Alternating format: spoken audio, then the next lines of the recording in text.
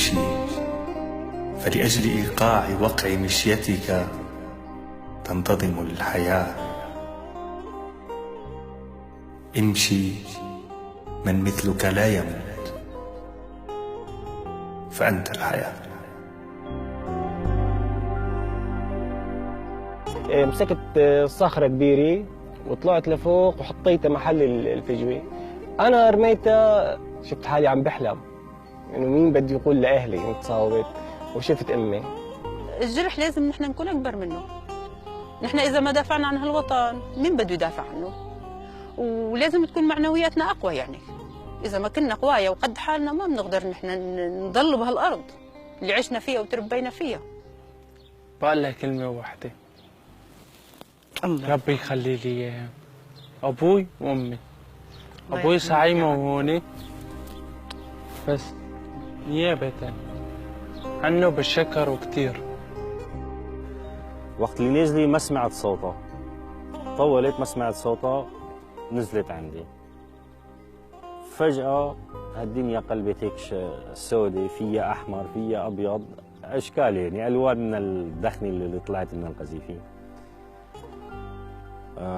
كنت مبتسم، فوقت اللي شافني عبد الله جنب مني واقف قال لي قوم قوم. قلت له، جيت هيك نظرة حزن أو عبسي ما بعرف، هيك جيت مطلع فيه هيك. قال لي شبك كنت مضحك وعبست. قلت له والله يا وش الشأن، فكرت حالي استشهدت وطلعت الثاني هيك بالكلام، يعني هيك صار بيني وبينه اني طلعت الثاني عيش انا معه. كيف بدك يعني عبيس؟ قال لي قوم. قلت له والله من هون ولا تحت البقيه بحياتك ما في قدره اني اتحرك.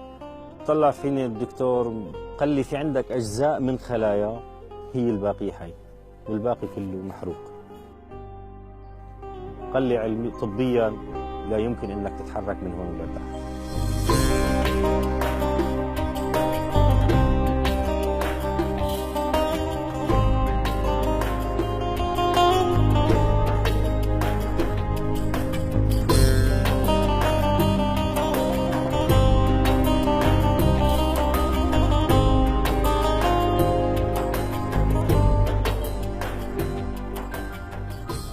اجتني قذيفة ار بي جي ضربتني برجلين اثنين.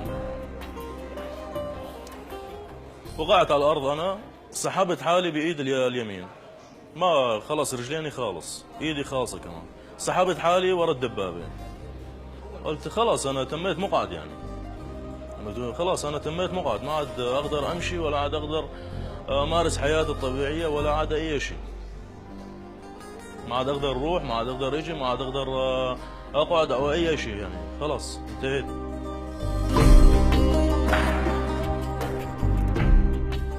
والحمد لله رب العالمين، يعني ركبت الاطراف وتجوزت، اخذت سياره، مشروع صغير يعني. طبعا اكيد هلا رجعت للحياه طبيعيه والامور لا احسن لغدا. نزل صاروخ حد منا، والله هون جينا لنقوم ما فيك تقوم. طلعت لحالي لقيتني رايحين مضروبين اجري خالصين. ولحد هالوقت الحمد لله ما يئست من الحياة، ما وقفت هون الحياة صرنا نتابع نكملها.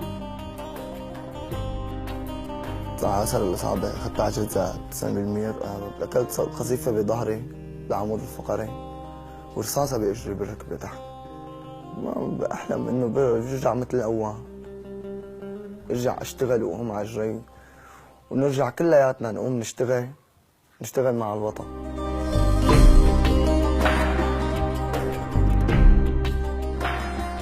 لا ما كنت أتوقع بالمرة إنه أحسن أمشي، بالآخر الحمد لله صرت أحسن أمشي لحالي الحمد لله. عرض علي منحة مشان أعمل مشروع فيهم، اشتريت سيارة بشتغل فيها هلا.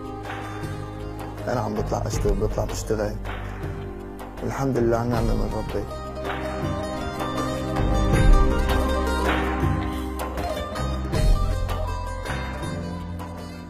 أهلا وسهلا فيكم والحمد لله على السلامة.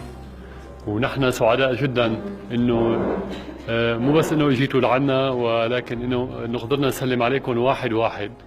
لأنه سواء أنتم كأبطال أو أنتم كأمهات أو كزوجات وفي خطيبة وفي أخت، كلكم أعطيتونا كثير من القوة. نحن بناخذها دائما من الأبطال، بناخذها من معنوياتكم، بناخذها من صمودكم، فكنا سعداء جدا إنه قدرتوا تيجوا لعنا. وبنفس الوقت بنقدر وبنعرف قديش كانت صعبة جيتكم من مناطق بعيدة من سوريا، سواء على المستوى المعاناة الشخصية أو على مستوى الوضع الأمني. أنا شخصيا أول مرة بشارك بعيد على المستوى الرسمي.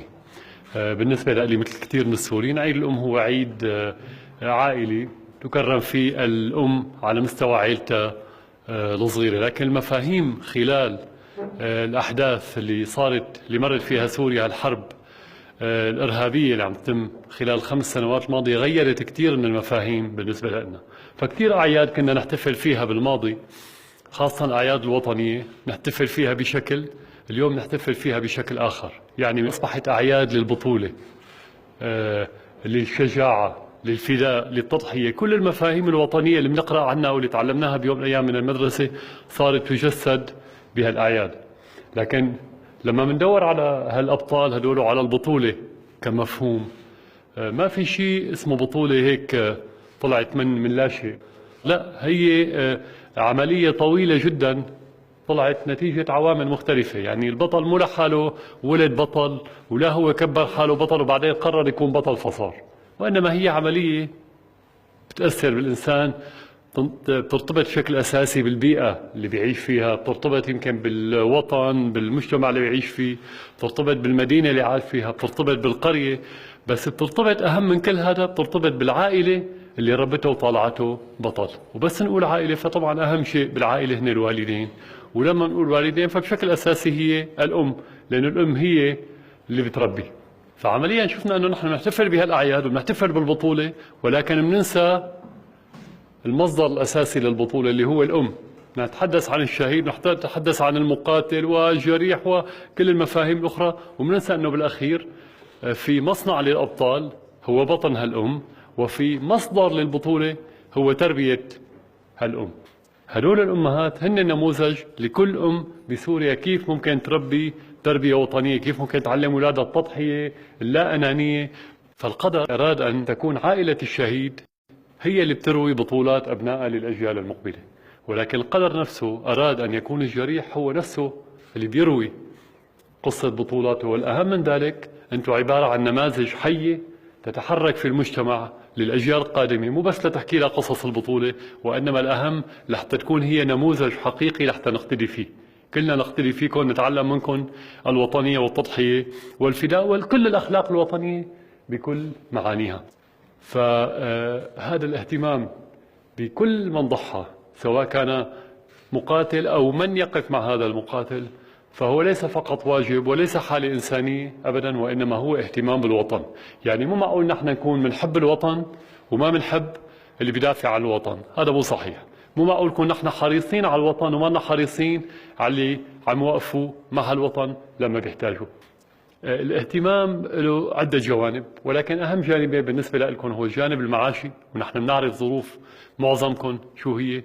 قبل مو بس لما صارت الإصابة ولا لما استشهد شهيد في عائلة ما، يمكن بالأساس كان ظروفهم المادية صعبة، مع ذلك راحوا دافعوا عن الوطن. فالجانب المادي بالإمكانيات الحالية حسب متوفر، نحن عم نعتمد على إمكانيات الدولة، وهناك الكثير من الأشخاص السوريين الوطنيين اللي يمكن ما صار له لسبب أو لآخر يحمل بارودة ويدافع، فهو عم يساهم مع الدولة بتبرعاتنا. أنتم شوفوا وين في مشاريع للشهداء وللجرحى، حطوها بهالمشاريع. هالمشاريع بدأت تنمى، طبعا في جانب له علاقة بالتوظيف اللي ماشيين فيه بالنسبة للعائلات والجرحى، أيضا ضمن الإمكانيات ماشيين بالدور، ولكن ما توقفنا عنده، وإنما رحنا باتجاه المشاريع الإنتاجية أو المنح الإنتاجية، وعم تتطور الفكرة، عم تتوسع، وإن شاء الله يعني كل يوم فينا نحسن وضع العائلات بشكل أو بآخر، وبشكل إنه يكونوا عايشين بكرامتهم وما محتاجين حدا ويقلعوا لوحدهم بشكل مستقل. الجانب الآخر هو الجانب الصحي، اللي جزء منكم الآن مر بمرحلة تأهيل ونجح، واللي بتخلي الجريح يرجع إنسان فاعل بمجتمعه وبعائلته، وما يكون محتاج لأي مساعدة طبعا حسب الوضع الصحي لكل واحد منكم. وبشكل أساسي نحن مركزين حاليا على تركيب الأطراف لهذا موضوع هام جدا، بالإضافة للأدوات المساعدة للأبطال اللي معنا هون، بعض منهم فقد بصره، ففي أدوات حديثة جدا بتساعده بحياته اليومية، فكل هالأمور هي لازم نهتم فيها. لكن طبعا لما بنحكي على هالجوانب هي ليست رد جميل، يعني ما حدا بيرد لكم جميل. لما بيخسر الواحد روحه فرد الجميل للعائلة ما بيكون بشكل مادي، ولما شخص منكم بيخسر جزء من صحته أو عضو من أعضاء جسده فما بيكون رد جميل بشكل مادي. لأن لو بدنا نعمل مقارنة مادية بين اللي قدمتوه وبين اللي نحن ممكن نقدمه فلا يقارن بثمن، ما له ثمن. يعني هذا مهما قدمت كل البلد لا يقارن بشيء بسيط، يعتبر شيء أقل من بسيط حتى بالنسبة للي أنتم قدمتوه. الشيء الوحيد اللي بيعادل التضحيات اللي قدمتوها سواء كانت بالروح أو بالصحة أو بالجسد هي فقط سلامة الوطن. لما بيرجع الوطن سليم فأنا بعتقد إنه كل واحد فيكم راح يقول أنا حسيت إيدي رجعت مثل ما كانت ورجلي وعيني وصحتي إذا فقدت شيء منها أنا رجعت اليوم سليم. وبعتقد نفس الشيء بالنسبة لكل عائلة شهيد، راح تشعر إنه دائما ابنها غير موجود، لكن لما بيرجع البلد بأمان راح يشعروا إنه ابنهم هو اللي رجع هالبلد وصارت البلد أمينة، فراح يقولوا كأنه ابن نصار عايش معنا من جديد. بختم بالأخير بقول إنه يعني بهيك ظروف اللي عم نمر فيها كثير من الناس تتحاشى كلمة كل عام وانتم بخير، بيقول لك أي خير، هالناس عم تموت، الأبرياء والمقاتلين وهالعائلات وهالفقر زاد وكل هالمشاكل اللي بتعرفوها، فشو بدنا نقول كل عام وانتم بخير. هذا كلام صحيح يمكن كلنا نحن ما بنحس فيه اليوم، لكن مع ذلك بقول انه بهالمناسبه لازم نقول انه اذا في امهات مثلكم بيربوا مثل هالشباب هالابطال فسوريا بيوم من الايام راح تكون بخير.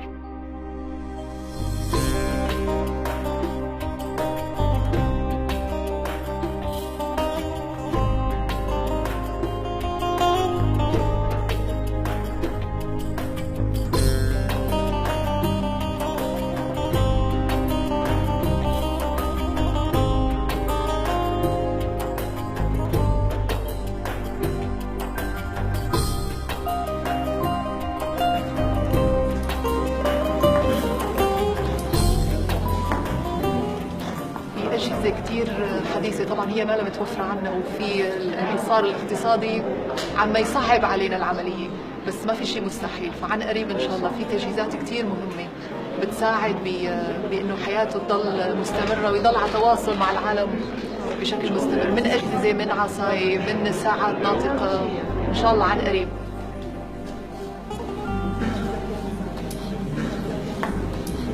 حالات مشابهة مثلك وصلوا فيها صاروا أساتذة الجامعات عندنا في سوريا، حالات قليلة ولكن كان في تصميم وإرادة.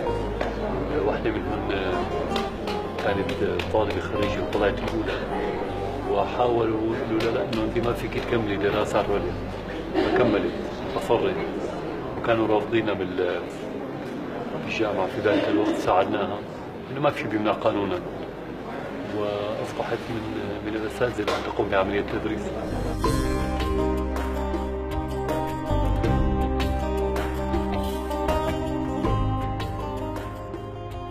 وإذا طلبونا يعني من جديد بنكون قد الطلب، ما عادش بنروح لساتنا فينا نحمل. أنا بنحمل سلاح وبنروح بنقاتل.